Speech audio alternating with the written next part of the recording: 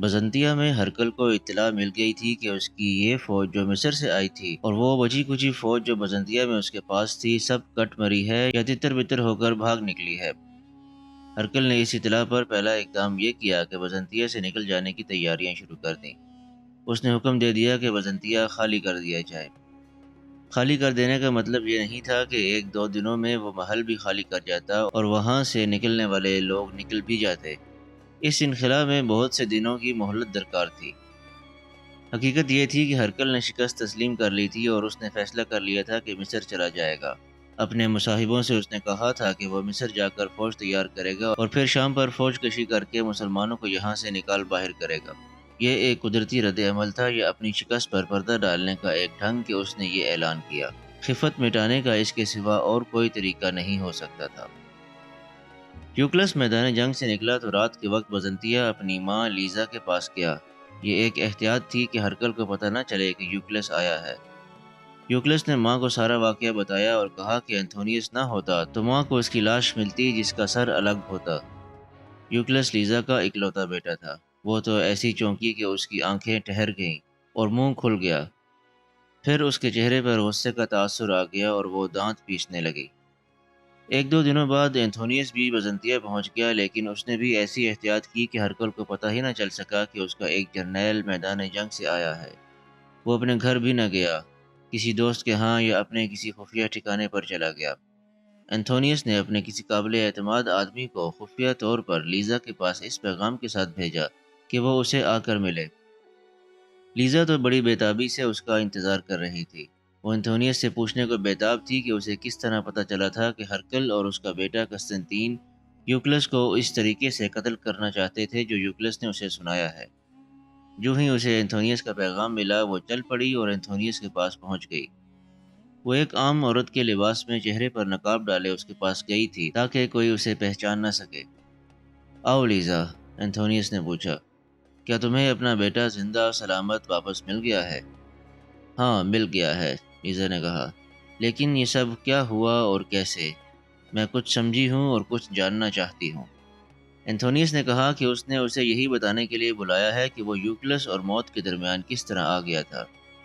جب قسطنطین ہرکل کے پاس بیٹھا تھا اور وہ یوکلس کے قتل کی سازش کر رہے تھے تو ہرکل کے کمرے میں ایک نوخیز اور بڑی ہی دلکش کنیز بھی موجود تھی۔ اس کے کان ہرکل اور قسطنطین کی باتوں پر لگے ہوئے تھے۔ اس نے بڑی اچھی طرح سن لیا تھا کہ یوکلس کو قتل کروایا جائے گا اور اس مقصد کے لیے انہوں نے اسے جرنیل بنانے کی جو بات کی تھی وہ ایک جھانسا تھا۔ اس نے یوکلس کے قتل کی سازش انتھونیس تک پہنچا دی۔ تم نے مجھے پہلے کیوں نہیں بتایا تھا؟ لیزا نے پوچھا۔ نہیں لیزا، انتھونیس نے جواب دیا، میں نے کچھ سوچ کر ہی تمہیں نہیں بتایا تھا۔ سوچا یہ تھا کہ تم ہرکل کو جا بتاؤ گی اور پھر یوکلس کو محاذ پر نہیں جانے دو گی تو ہرکل اسے کسی اور طرح قتل کروا دے گا۔ میں نے یوکلس کو بچانے کا عہد کر لیا تھا۔ تم جانتی ہو کیوں؟ ہاں، میں جانتی ہوں، لیزا نے کہا۔ یوکلس تمہارا اپنا بیٹا ہے، یہ ہرکل کا بیٹا نہیں۔ میں نے جن بیٹیوں کو جنم دیا ہے وہ ہرکل کی ہیں۔ میں نے تم پر پھر کوئی احسان نہیں کیا، انتھونیس نے کہا۔ یوکلس میرا اپنا بیٹا ہے۔ ہوا یوں تھا کہ لیزا نے ہرکل کی محبت سے مجبور ہو کر اس کے ساتھ شادی کر لی تھی، لیکن ہرکل کا دل چند دنوں بعد ہی لیزا سے ہٹنا شروع ہو گیا تھا۔ اس وقت انتھونیس جرنیل نہیں تھا، وہ ہرکل کے شاہی محافظ دستے کا کمانڈر تھا۔ اپنے وقت کا خوبرو اور جاذب نظر جوان تھا۔ لیزا کو وہ اتنا اچھا لگا کہ اس کے ساتھ اس کی خفیہ دوستی ہو گئی تھی۔ یوکلس اسی دوستی کی پیداوار تھا، انتھونیس کا بیٹا۔ قسطنطین نے ہرکل کو بتا دیا ہوگا کہ تم نے اس کی سازش ناکام بنا دی ہے، لیزا نے کہا۔ کیا ہرکل تمہارا یہ جرم بخش دے گا؟ نہ بخشے، انتھونیس نے کہا، میں روپوش ہو جاؤں گا اور جس روز پکڑا گیا وہ میری زندگی کا آخری دن ہوگا۔ ابھی یہیں چھپے رہو، لیزا نے کہا، کہیں بھاگنا ہے تو مجھے اور یوکلس کو بھی ساتھ لیتے چلو۔ ہرکل اور قسطنطین کو شکست کا کڑوا گھونٹ نگل لینے دو، انتھونیس نے کہا، اس کے بعد میں سوچوں گا کہ مجھے کیا کرنا ہے۔ ادھر ہرکل کی بھاگی ہوئی فوج کے عہدیدار اور سپاہی بندرگاہ تک جا پہنچے اور بحری جہاز میں سوار ہو گئے۔ یہ جہاز انہیں لے کر مصر روانہ ہو گیا۔ امیر المومنین حضرت عمر رضی اللہ تعالیٰ عنہ ابھی حمص سے خاصا دور تھے کہ ابو عبیدہ رضی اللہ تعالیٰ عنہ کا بھیجا ہوا قاصد ان تک آ پہنچا۔ ابو عبیدہ رضی اللہ تعالیٰ عنہ نے محاذ سے امیر المومنین کو پیغام بھیج دیا تھا کہ اللہ نے انہیں فتح سے نوازا ہے اور اب اس لشکر کی ضرورت نہیں رہی جو حضرت عمر رضی اللہ تعالیٰ عنہ ساتھ لا رہے ہیں۔ امیر المومنین وہیں رک گئے۔ ان کے پاس اتنا وقت نہیں تھا کہ حمص تک چلے جاتے، ابھی 5-6 دنوں کی مسافت باقی تھی۔ ہرکل کو تو فیصلہ کن شکست دے دی گئی، لیکن عیسائی قبائل جب اپنے علاقوں میں پہنچے تو انہوں نے مسلمانوں کے خلاف مسلح بغاوت کر دی۔ حضرت عمر رضی اللہ تعالیٰ عنہ اس وقت جابیہ کے مقام تک پہنچ چکے تھے جب انہیں ابو عبیدہ رضی اللہ تعالیٰ عنہ کا پیغام ملا کہ رومیوں کو فیصلہ کن شکست دے دی گئی ہے۔ امیر المومنین حضرت عمر رضی اللہ تعالیٰ عنہ نے وہیں سے مدینہ کو واپسی کا ارادہ کر لیا۔ امیر المومنین نے یہ سارا محاذ مضبوط کر دیا تھا، اور جب دیکھا کہ رومیوں کو شام سے ہمیشہ کے لیے بے دخل کر دیا گیا ہے تو جابیہ سے واپسی کے سفر کو روانہ ہو گئے۔ یہ اسلامی فتوحات تھیں جو بلا شک و شبہ قابل فخر تھیں، لیکن فتوحات کا دائرہ اتنا وسیع ہو گیا تھا کہ اس کے مطابق مجاہدین کی تعداد قلیل تھی۔ یہ امیر المومنین حضرت عمر رضی اللہ تعالیٰ عنہ اور سپہ سالاروں کی عقل و دانش کا کرشمہ تھا کہ اسی قلیل نفری کو ایسے پھیلا دیا کہ فتوحات کی وسعت قابو میں رہی۔ تاریخ بتاتی ہے کہ یہ فتح بظاہر مکمل تھی، لیکن سانپ ابھی مرا نہیں تھا۔ ہرکل بھی بزنطیہ سے نکل گیا تھا، اس کا رخ ارض روم کی طرف تھا۔ تاریخ سے یہ پتہ نہیں ملتا کہ ہرکل کہاں جا ٹھہرا تھا۔ تاریخ میں ارض روم لکھا ہے۔ شام سے کچھ آگے روم کا علاقہ شروع ہو جاتا تھا۔ ہرکل خود تو شکست قبول کر کے چلا گیا تھا، لیکن اس کا کچھ زہر پیچھے رہ گیا تھا۔ شکست خوردہ رومی فوج کا کمانڈر یعنی سپہ سالار ہرکل کا اپنا بڑا بیٹا قسطنطین تھا۔ وہ بھی بوکھلا کر بھاگا اور بزنطیہ جانے کی بجائے اس نے انطاکیہ کا رخ کر لیا تھا۔ اسے توقع تھی کہ ہرکل انطاکیہ میں ہی ہوگا اور وہاں سے وہ مصر کو روانہ ہو جائے گا، لیکن راستے میں اسے پتہ چلا کہ ہرکل اس وقت نہ بزنطیہ میں ہے نہ انطاکیہ میں، بلکہ ایک اور جگہ جا پہنچا ہے۔ قسطنطین اس طرف چلا گیا اور اپنے باپ سے جا کر ملا۔ محترم باپ، قسطنطین نے خفت مٹانے کے انداز سے کہا، مجھے دلی صدمہ ہے کہ میں آپ کی توقعات پر پورا نہیں اترا، لیکن اس سے پہلے کہ آپ شکست کا الزام مجھ پر عائد کریں، میں آپ کو بتانا چاہتا ہوں کہ شکست کا اصل ذمہ دار کون ہے۔ ہرکل کے منہ سے کوئی بات نہ نکلی، وہ چپ چاپ قسطنطین کو دیکھتا رہا۔ اگر الجزیرہ کے قبائل ہمارے ساتھ رہتے تو آج ہم یوں پسپا نہ ہوتے، قسطنطین نے کہا۔ انہیں یوکلس نے بھگایا تھا، یہ تو آپ کو بھی یقین ہے، لیکن لڑائی کے دوران ایک اور بڑا ہی خطرناک غدار سامنے آیا ہے۔ وہ ہے ہمارا ایک جرنیل انتھونیوس۔ اس نے میری آنکھوں کے سامنے 2 تجربہ کار کمانداروں کو قتل کیا ہے۔ ہرکل چونک اٹھا اور جو پہلے نیم بیداری کی سی کیفیت میں تھا یکلخت بیدار ہو گیا۔ ہمارے اس جرنیل نے ان 2 کمانداروں کو قتل کیا ہے جنہیں ہم نے یوکلس کو قتل کرنے کا کام سونپا تھا، قسطنطین نے کہا۔ میں خود دیکھ رہا تھا۔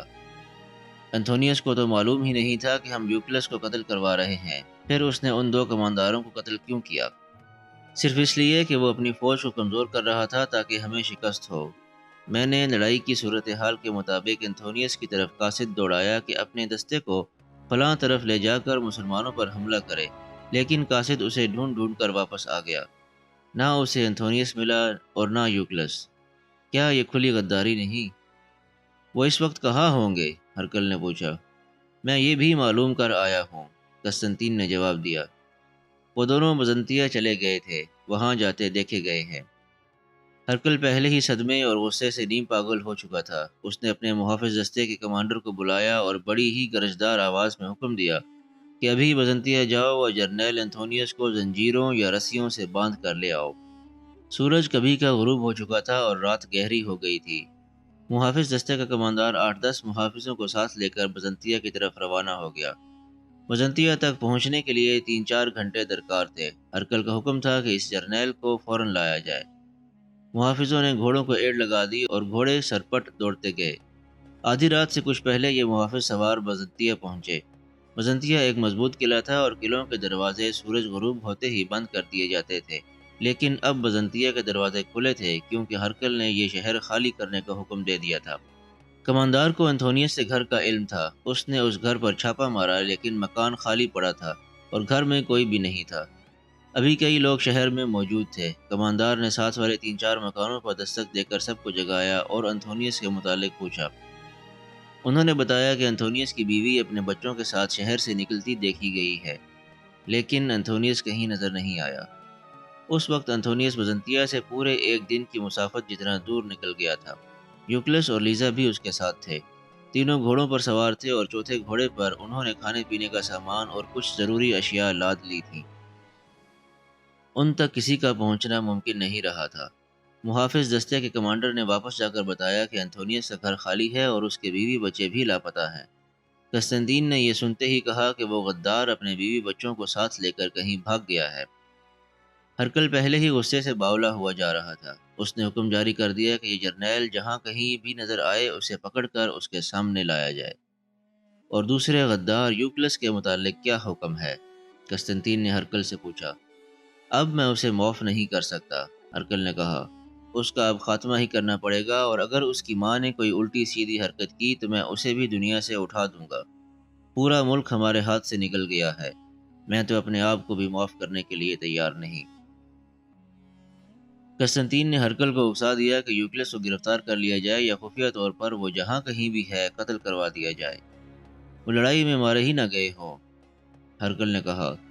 وہ تو لڑے ہی نہیں، قسطنطین نے کہا۔ میں معلوم کروا چکا ہوں، وہ بہت پہلے میدان جنگ سے نکل گئے تھے۔ آخر ہرکل نے یہ فیصلہ بھی دے دیا کہ یوکلس کو قتل کروا دیا جائے۔ قسطنطین اس فیصلے پر بہت خوش ہوا اور اس نے ہرکل سے کہا کہ وہ یہ کام خود کروائے گا۔ وہ باہر نکلا اور اپنے اعتماد کے 2 فوجی کمانڈروں کو بلا کر کہا کہ وہ یوکلس کو ڈھونڈیں اور بتائیں کہ وہ کہاں ہے، اور پھر وہ انہیں بتائے گا کہ انہیں کیا کرنا ہے۔ دونوں کمانڈر حکم لے کر یوکلس کی تلاش میں نکل کھڑے ہوئے۔ رومی فوج اپنی بے انداز لاشیں اور شدید زخمیوں کو میدان جنگ میں چھوڑ کر پسپا ہو گئی تو مجاہدین نے مال غنیمت اکٹھا کرنا شروع کر دیا۔ سپہ سالار ابو عبیدہ رضی اللہ تعالیٰ عنہ نے یہ یقین کر کے کہ اب دشمن کی طرف سے جوابی حملے کا کوئی امکان نہیں رہا تو حمص واپس چلے گئے۔ اس کے فوراً بعد حمص میں رومیوں کے ہتھیاروں کا انبار لگنے لگا اور جو مال غنیمت ملا تھا وہ سپہ سالار کے آگے رکھا جانے لگا۔ یہ کوئی معمولی فتح نہیں تھی۔ اسلام کے سب سے بڑے دشمن کو سرزمین عرب سے بے دخل کر دیا گیا تھا۔ مجاہدین کی جو بیویاں، بہنیں اور بیٹیاں ساتھ تھیں وہ زخمیوں کو اٹھانے اور ان کی مرہم پٹی کروانے کے لیے میدان جنگ میں چلی گئی تھی۔ شازینہ بھی ادھر ہی جا رہی تھی کہ ایک آدمی نے اسے روک کر کہا کہ روم کی فوج کا وہ افسر جسے ایک کمرے میں نظر بند رکھا ہوا ہے اسے بلا رہا ہے۔ وہ روتاس تھا۔ شارینہ تو اسے بھول ہی چکی تھی۔ روتاس نے ایک ملازم کو بھیج کر شارینہ کو بلایا تو شارینہ فوراً اس کے پاس پہنچی۔ معلوم ہوتا ہے سپہ سالار اپنا وعدہ بھول گیا ہے، روتاس نے شارینہ سے کہا۔ کیا تم اسے میری رہائی کا وعدہ یاد نہیں دلاؤ گی؟ سپہ سالار آج ہی واپس آیا ہے، شارینہ نے کہا۔ میں ابھی اس کے پاس جا کر تمہاری رہائی کا حکم لے آتی ہوں۔ روتاس کے دل پر قبضہ کرنے کے لیے شارینہ اسے یہ تاثر دیتی رہی تھی کہ وہ ایک مسلمان کے ساتھ شادی کر بیٹھی ہے، لیکن یہاں نہیں رہے گی اور اپنے خاوند حدید کو اپنے ساتھ لے کر ہرکل کے پاس واپس چلی جائے گی۔ اب روتاس نے اسے کہا کہ وہ اس کے ساتھ چلے گی یا کیا کرے گی۔ میں تمہارے ساتھ نہیں چل سکوں گی، شارینہ نے کہا۔ اب صورتحال بالکل ہی مختلف ہو گئی ہے۔ ہرکل نہ جانے کہاں سے کہاں جا پہنچا ہے اور اس کی فوج کا تو وجود ہی نہیں رہا۔ میں حدید کو ساتھ لے کر جاؤں گی کہاں؟ تمہیں یہاں سے نکلوا دوں گی اور جب کبھی موقع ملا میں بھی آ جاؤں گی۔ شارینہ سپہ سالار ابو عبیدہ رضی اللہ تعالیٰ عنہ سے جا ملی اور انہیں روتاس کی رہائی کا وعدہ یاد دلایا۔ ابو عبیدہ رضی اللہ تعالیٰ عنہ نے اسی وقت روتاس کو اپنے پاس بلوا لیا۔ روتاس عربی نہیں جانتا تھا اور ابو عبیدہ رضی اللہ تعالیٰ عنہ اس کی زبان نہیں سمجھتے تھے۔ شارینہ دونوں زبانیں سمجھتی اور بولتی تھی، وہ ان کے درمیان ترجمان بن گئی۔ شارینہ بیٹی، ابو عبیدہ رضی اللہ تعالیٰ عنہ نے کہا، اسے کہو کہ فتح اور شکست اللہ کے اختیار میں ہے، اس لیے ہم سب سے پہلے اللہ کا شکر ادا کرتے ہیں۔ اس کے بعد ہم اس کے مشکور اور ممنون ہوتے ہیں جس نے ہماری فتح کے لیے ذرا سا بھی تعاون کیا ہو۔ میری طرف سے روتاس کا شکریہ ادا کرو کہ اس نے ہمارے ساتھ تعاون کیا تھا جس نے ہمیں اس فتح میں مدد دی۔ میں اسے کوئی تحفہ دے کر رخصت کرنا چاہتا ہوں۔ سپہ سالار ابو عبیدہ رضی اللہ تعالیٰ عنہ باہر نکل گئے۔ شارینہ نے روتاس کو اپنی زبان میں بتایا کہ سپہ سالار نے کیا کہا ہے اور یہ بتایا کہ سپہ سالار اسے کوئی تحفہ دینا چاہتے ہیں۔ روتاس یہ کہہ ہی رہا تھا کہ اس کے لیے یہی تحفہ بہت قیمتی ہے کہ اسے باعزت طور پر رہا کیا جا رہا ہے کہ سپہ سالار ابو عبیدہ رضی اللہ تعالیٰ عنہ واپس آ گئے۔ ان کے ہاتھ میں ایک صلیب تھی جو بمشکل 6 انچ لمبی تھی۔ اس پر حضرت عیسیٰ علیہ السلام کا مصلوب بت بھی تھا۔ صلیب تو لکڑی کی تھی لیکن حضرت عیسیٰ علیہ السلام کا بت سونے کا تھا۔ یہ عیسائی ہے، ابو عبیدہ رضی اللہ تعالیٰ عنہ نے کہا۔ میں اسے اس کے مذہب کے مطابق تحفہ دے رہا ہوں۔ یہ سلیب ایک مرے ہوئے رومی فوجی افسر کے پاس تھی۔ یہ میرے پاس مال غنیمت کے طور پر آئی ہے۔ اسے بتاؤ کہ سپہ سالار کو اتنا اختیار حاصل نہیں ہوتا کہ وہ مال غنیمت میں سے ایک ذرہ بھی اپنی مرضی سے لے کر خود رکھ لے یا کسی کو دے دے، لیکن اس شخص نے ہماری جو مدد کی ہے اس کا صلہ میں اپنے امیر المومنین کی طرف سے اور اپنے تمام مجاہدین کی طرف سے دے رہا ہوں۔ ابو عبیدہ رضی اللہ تعالیٰ عنہ نے یہ سلیب روتاس کو دے دی اور شارینہ سے کہا کہ باہر سے کسی نائب سالار یا کماندار یا عہدیدار کو میرے پاس لے آئے۔ شارینہ باہر گئی اور ایک ذمہ دار مجاہد کو اپنے ساتھ لے آئی۔ سپہ سالار ابو عبیدہ رضی اللہ تعالیٰ عنہ نے اسے کہا کہ اس رومی کو اپنے ساتھ لے جاؤ اور اسے جو گھوڑا پسند آئے اس پر زین وغیرہ ڈال کر اسے دے دو، اور کسی ایک مجاہد کو اس کے ساتھ بھیجو جو اسے میدان جنگ سے کچھ آگے تک چھوڑ آئے۔ ابو عبیدہ رضی اللہ تعالیٰ عنہ نے یہ انتظام یہ سوچ کر کیا تھا کہ مجاہدین اسے رومی سمجھ کر پکڑ نہ لیں۔ سپہ سالار کا میری طرف سے شکریہ ادا کرو شارینہ، روتاس نے کہا۔ مجھے آج پہلی بار معلوم ہوا ہے کہ مسلمانوں کا کردار کس قدر بلند اور قابل تعریف ہے۔ میں اب سمجھا ہوں کہ اسلام کیوں اتنی تیزی سے پھیلتا چلا جا رہا ہے۔ انہیں یہ بھی کہو کہ میں اس جنگ و جدل کو بھول جاؤں گا، ملک شام کو بھی بھول جاؤں گا، لیکن سپہ سالار کا حسن سلوک کبھی نہیں بھول سکوں گا۔ روتاس نے سپہ سالار ابو عبیدہ رضی اللہ تعالیٰ عنہ کے ساتھ ہاتھ ملایا اور ایک قدم پیچھے ہٹ کر رومی انداز سے سیلوٹ کیا اور باہر چلا گیا۔ روتاس نے ایک اعلیٰ نسل کا نہایت تندرست گھوڑا پسند کیا۔ وہ اس گھوڑے پر سوار ہوا اور ایک مجاہد اس کے ساتھ چلا گیا۔ حمد سے کچھ دور جا کر اس نے گھوڑا روک لیا، اپنے ساتھ آنے والے مجاہد سے ہاتھ ملایا اور اشارے سے کہا کہ وہ اب واپس چلا جائے۔ اس نے گھوڑے کو ایڑ لگا دی اور گھوڑا دوڑ پڑا۔ سورج غروب ہو رہا تھا۔ روتاس کا رخ بزنطیہ کی طرف تھا۔ وہ جب میدان جنگ سے دور نکل گیا تو گھوڑے کی رفتار کم کر دی تاکہ یہ تھک نہ جائے۔ اس کی منزل ابھی خاصی دور تھی۔ اسے خیال آیا کہ وہ بزنطیہ جا رہا ہے، لیکن ہرکل یا اس کا کوئی جرنیل اس سے پوچھے گا کہ وہ اتنا عرصہ کہاں رہا ہے تو وہ کیا جواب دے گا؟ وہ پہلے ہی اپنی فوج کی شکست سے دل برداشتہ تھا۔ صدمے کا بوجھ اس کے دل پر ایسا پڑا تھا کہ وہ کوئی صحیح فیصلہ نہ کر سکا۔ اسے خطرہ یہ محسوس ہونے لگا کہ اس کی صحت اور جسمانی حالت اتنی اچھی ہے کہ کوئی مانے گا ہی نہیں کہ وہ مسلمانوں کی قید سے رہا ہو کر آیا ہے۔ قیدی کے ساتھ کوئی ایسا اچھا سلوک نہیں کیا کرتا کہ اسے معزز مہمان سمجھا جائے۔ اس کے ساتھ ہی اسے اس جرم کا احساس پریشان کرنے لگا کہ اس نے مسلمانوں کے سپہ سالار کو راز کی باتیں بتا دی تھیں۔ وہ ہرکل کو بھی جانتا تھا۔ ہرکل فرعون قسم کا بادشاہ تھا جو سزائے موت سے کم بات ہی نہیں کیا کرتا تھا۔ روتاس اس تذبذب میں مبتلا ہو گیا اور اس کے ذہن میں ایک کشمکش شروع ہو گئی جو اذیت ناک ہوتی چلی گئی۔ شام ابھی گہری نہیں ہوئی تھی، کچھ دور تک نظر کام کرتی تھی۔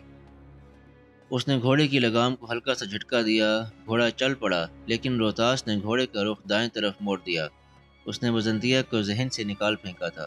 اس نے کوئی واضح فیصلہ نہیں کیا تھا کہ آخر جائے گا کہاں، لیکن یہ فیصلہ کر لیا تھا کہ وہ بزنطیہ نہیں جائے گا اور ہرکل کا سامنا نہیں کرے گا۔ روتاس ہرکل کی جاسوسی کے شعبے کا افسر تھا۔ شام کے چپے چپے سے اور مختلف علاقوں میں رہنے والے لوگوں سے اچھی طرح واقف تھا۔ اسے معلوم تھا کہ وہ جس طرف چل پڑا ہے ادھر عیسائی قبائل رہتے ہیں۔ سوچ سوچ کر وہ اس فیصلے پر پہنچا کہ کسی قبیلے میں جا کر پناہ لے گا اور پھر سوچے گا کہ وہ کیا کرے اور کہاں جائے۔ ادھر انتونیس یوکلس اور اس کی ماں لیزا کو ساتھ لیے بڑی تیز رفتاری سے چلا جا رہا تھا۔ وہ اتنے دور نکل گئے تھے کہ اب تعاقب کا کوئی خطرہ نہیں رہا تھا، پھر بھی وہ لوگ کہیں رک نہیں رہے تھے۔ حالانکہ رات گہری ہو گئی تھی اور ان کے گھوڑے ان کے بوجھ تلے دن بھر دوڑتے اور چلتے رہے تھے۔ راستے میں لیزا نے انتونیس سے 3-4 مرتبہ پوچھا تھا کہ آخر وہ انہیں کہاں لے جا رہا ہے۔ انتونیس نے ہر بار یہی کہا تھا کہ آگے چل کر بتاؤں گا۔ رات گزرتی چلی جا رہی تھی اور اب وہ ہرے بھرے علاقے میں پہنچ گئے تھے جہاں سرسبز اونچی نیچی ٹیکریاں زیادہ تھیں۔ چاند اوپر آ رہا تھا۔ ایک موزوں جگہ دیکھ کر انتونیس رک گیا اور گھوڑے سے اترا۔ اس نے بتایا کہ رات گزارنے کے لیے یہ جگہ ٹھیک ہے۔ انہوں نے چوتھے گھوڑے سے کھانے پینے کا سامان نکالا اور کھانے بیٹھ گئے۔ ہم اپنی جانیں تو بچا لائے ہیں، کھانے کے بعد لیزا نے کہا۔ اب ہمیں کہیں روپوش ہونا ہے۔ تم جانتے ہو انتونیس، میں کسریٰ ایران کے شاہی خاندان کی شہزادی تھی۔ میں ہرکل کے ہاں کسی اور مقصد کے لیے آئی تھی، لیکن ہو کچھ اور گیا۔ اب تو میں اپنے شاہی خاندان کی مجرم ہوں۔ اب تو میں وہاں بھی نہیں جا سکتی۔ مجھے عام لوگوں جیسی زندگی گزارنا پڑے گی۔ اور مجھے آپ اپنے ساتھ کیوں لے آئے ہیں؟ یوکلس نے کہا۔ میں تو قسطنطین کو قتل کرنا چاہتا تھا۔ میں شاید اپنے باپ ہرکل کو بھی قتل کر دیتا۔ آپ مجھے یہیں سے واپس جانے دیں۔ وہ بزدلوں اور فریب کاروں کی طرح مجھے قتل کروا رہے تھے۔ میں ان کے سامنے جا کر اور ان کی آنکھوں میں آنکھیں ڈال کر قتل کروں گا۔ اب کوئی ایسی ضرورت نہیں، اینتھونیس نے کہا۔ اب ایک اور بادشاہی وجود میں آئے گی۔ میں اس کی بنیاد رکھوں گا۔ فارس اور روم کی بادشاہیاں ختم ہو چکی ہیں۔ اب زمین پر ایک اور بادشاہی نمودار ہوگی، جو نہ ایران کی ہوگی اور نہ ہی روم کی۔ یہ صلیب اعظم کی بادشاہی ہوگی جو ساری دنیا پر پھیلے گی۔ ہرکل کے پاس صرف مصر رہ گیا ہے یا ارض روم۔ میں اسے مصر سے نکال کر ارض روم میں محدود کر دوں گا۔ اینتھونیس، لیزا نے کہا، تم بہت تھک گئے ہو۔ تم پر یہ خوف بھی غالب ہے کہ پکڑے گئے تو ہرکل قتل کروا دے گا۔ سو جاؤ، آرام کرو، دماغ ٹھکانے آ جائے گا۔ تم بیداری میں خواب دیکھ رہے ہو۔ نہیں لیزا، اینتھونیس نے کہا، میں تھکا ہوا بھی نہیں اور میں ڈرا ہوا بھی نہیں۔ اتنا بیدار میں کبھی بھی نہیں ہوا جتنا اب ہوں۔ تم خواب کی بات کرتی ہو، میں تمہیں بتاتا ہوں کہ میں کس حقیقت پر یہ ارادے باندھ رہا ہوں۔ الجزیرہ کے یہ عیسائی قبائل میری فوج ہوگی۔ یہ لوگ عیسائی ہیں اور مسلمانوں کے خلاف لڑنا چاہتے ہیں۔ میں انہیں جانتا ہوں، یہ لوگ اسلام کے آگے دیوار کھڑی کرنے کو بیتاب ہیں۔ میں انہیں اعتماد میں لوں گا۔ لیکن اب ہماری منزل کیا ہوگی؟ لیزا نے پوچھا۔ کیا یہ بھی کوئی پوچھنے والی بات ہے؟ اینتھونیس نے کہا، اس ملک شام پر ہماری حکومت رہی ہے۔ میں سارے ملک میں گھما پھرا ہوں۔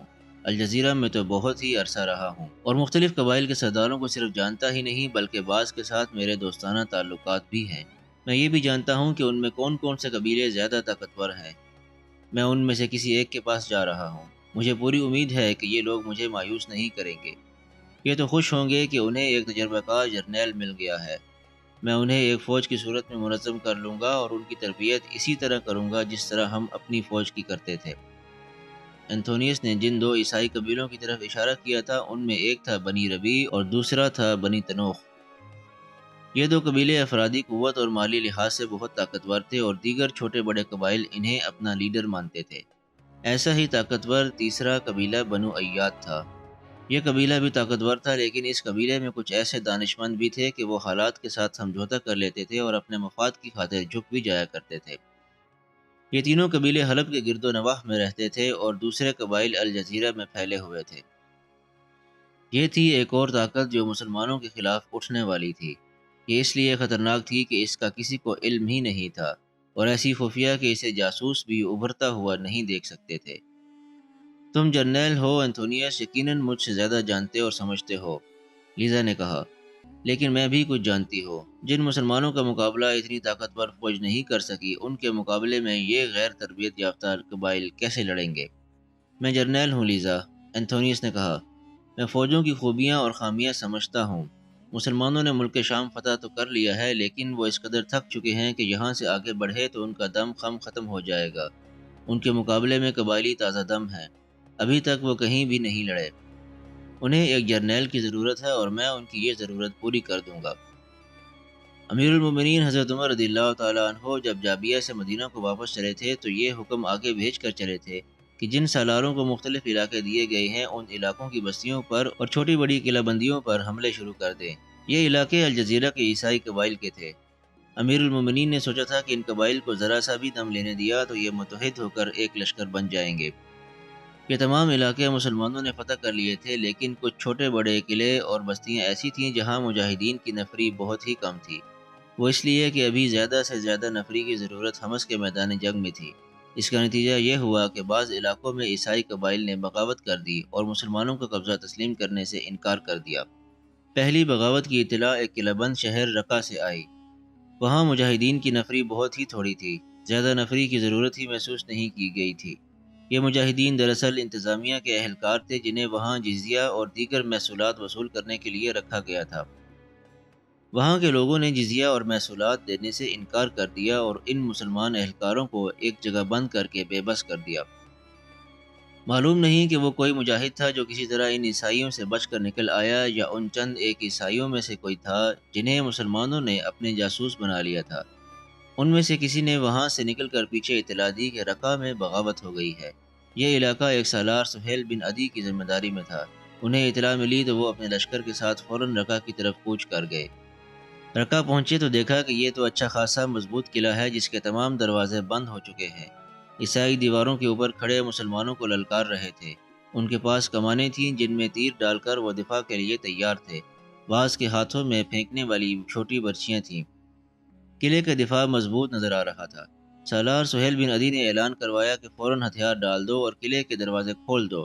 اگر ہم نے لڑ کر قلعہ فتح کیا تو سب کو غلام بنا کر عرب بھیج دیا جائے گا۔ دروازے کھول کر اطاعت قبول کر لو گے تو تمہارے ساتھ وہی سلوک کیا جائے گا جو ہم لوگ ہر مفتوحہ جگہ کے لوگوں کے ساتھ کرتے ہیں۔ تمہارے جان و مال اور عزت کی حفاظت ہم کریں گے۔ ہمت ہے تو آگے بڑھو اور دروازے کھول لو۔ رومی اس لیے بھاگ گئے ہیں کہ یہ علاقہ ان کا نہیں ہمارا ہے۔ یہ علاقہ تمہارا بھی نہیں، ہم تمہیں بھی یہاں سے بھگا دیں گے۔ مسلمانوں کے اعلان کے جواب میں ایسی ہی درکار سنائی دی اور عیسائی کہکہے لگانے لگے۔ انہیں اپنی طاقت پر بھروسہ تھا۔ معلوم ہوا کہ 3-4 قبیلے اس قلعے میں اکٹھے ہو گئے تھے۔ سالار سہیل بن عدی نے اپنے تیر اندازوں کو آگے کیا اور دیوار کے تھوڑے سے حصے پر بڑی تیز تیر اندازی کا حکم دیا۔ تیر اندازوں نے تیروں کی بوچھاڑیں پھینکنی شروع کر دیں، لیکن دیوار کے اوپر والے تیر اندازوں نے جب تیر پھینکے تو ان کے سامنے ٹھہرنا محال ہو گیا۔ تیروں کے ساتھ برچیاں بھی آنے لگیں۔ یہ کم عقل اور اناڑی ہے، سالار سہیل نے کہا۔ برچیاں ضائع کر رہے ہیں۔ برچیاں اکٹھی کر لو، یہ ہمارے کام آئیں گی۔ ان تیروں کے سائے میں سالار سہیل نے اپنی کچھ جانبازوں کو پہلو کے ایک دروازے کی طرف اس مقصد کے لیے دوڑایا کہ وہ دروازہ توڑ دیں۔ یہ جانباز کلہاڑوں سے مسلح تھے، لیکن دیوار پر کھڑے تیر اندازوں نے اپنے تیروں کا رخ اس طرف کر دیا جس سے جانباز دروازے تک پہنچنے میں کامیاب نہ ہو سکے۔ سالار سہیل نے قلعے کا ایک چکر لگایا۔ وہ اب دیکھ رہے تھے کہ دیوار کہیں سے کمزور نظر آئے تو دیوار توڑ دی جائے۔ جانبازوں نے کہا کہ دیوار مضبوط ہی صحیح، وہ کسی نہ کسی جگہ سے اسے توڑ دیں گے۔ یہ تفصیلات خاصی طویل ہیں کہ سالار سہیل بن عدی نے قلعہ توڑنے کے لیے کیسے کیسے اقدامات کیے اور مجاہدین نے کس طرح جانیں ہتھیلی پر رکھ کر ہر اقدام کامیاب کرنے کی کوشش کی۔ کوشش تو کوئی بھی کامیاب نہ ہوئی، لیکن دشمن پر دھاک بیٹھ گئی اور دیواروں کے اندر کے لوگوں پر خوف و ہراس طاری ہونے لگا۔ ابھی 7-8 دن ہی گزرے ہوں گے کہ قلعے کے اندر سے اعلان ہوا کہ وہ لوگ صلح کرنا چاہتے ہیں اور اس لیے لڑائی ملتوی کی جائے اور جو جہاں ہے وہیں رہے۔ سالار سہیل بن عدی نے عارضی طور پر جنگ بندی کر دی۔ دراصل ہوا یہ تھا کہ جب ان عیسائی قبائلیوں نے دیکھا کہ مسلمان غیر معمولی تابڑتوڑ حملے کر رہے ہیں تو وہ جان گئے کہ یہ لوگ قلعہ سر کر کے ہی رہیں گے اور پھر ان کی کوئی شرط قبول نہیں کریں گے۔ قبائل کے سرداروں نے سر جوڑے اور ایک معمر دانشور نے انہیں صحیح صورتحال سے آگاہ کیا اور کہا کہ اس پر غور کرے۔ اس نے کہا کہ میرا مشورہ یہ ہے کہ مسلمانوں کے ساتھ صلح کر لو اور مجھے یقین ہے کہ مسلمان تمہیں عزت اور تکریم دیں گے۔ ایک اور سردار نے کہا کہ لڑنا ہے تو تمام قبائل اکٹھے ہو کر ایک لشکر تیار کریں اور پھر مسلمانوں کو للکاریں کہ یہ ہماری زمین ہے، یہاں سے چلے جاؤ، ورنہ ہم تلواروں کے زور سے تمہیں نکالیں گے۔ سب سردار متفق ہو گئے۔ انہوں نے اسی وقت مسلمان اہلکاروں کو قید سے آزاد کیا اور اپنے پاس بلا کر پوچھا کہ وہ صلح کا معاہدہ کرنا چاہتے ہیں۔ اس کا اختیار کون سے سالار کے پاس ہے؟ کیا یہی سالار صلح کرے گا جس نے محاصرہ کر رکھا ہے؟ ان مسلمانوں نے انہیں بتایا کہ الجزیرہ کا علاقہ 3 سالاروں میں تقسیم کیا گیا ہے اور ان کا سپہ سالار ایاز بن غنم ہے جو اس وقت واسط میں ہوگا۔ صرف اسے صلح کرنے کا اختیار حاصل ہے۔ ان عیسائی قبائل کے سرداروں نے اپنے 2 نمائندے ان مسلمانوں کے ساتھ قلعے سے باہر بھیج دیے اور مسلمانوں سے کہا کہ انہیں اپنے سپہ سالار تک پہنچا دیں۔ یہ سب سالار سہیل بن عدی کے پاس آئے اور مدعا بیان کیا۔ سالار سہیل نے انہیں واسط بھیج دیا اور سپہ سالار ایاز بن غنم نے صلح کی شرائط تسلیم کر کے سہیل بن عدی کو صلح کی اجازت دے دی۔ اس طرح یہ محاصرہ اٹھا لیا گیا اور قلعے میں جو قبیلے موجود تھے انہوں نے مسلمانوں کی اطاعت قبول کر لی اور جزیہ بھی ادا کرنے لگے۔ اگر آپ کو ویڈیو پسند آئی ہو تو اس کو لائک اور شیئر کیجیے، چینل کو سبسکرائب کر لیجیے اور بیل آئیکن کو بھی پریس کر دیجیے تاکہ آئندہ آنے والی تمام ویڈیوز آپ کو باقاعدگی سے ملتی رہیں۔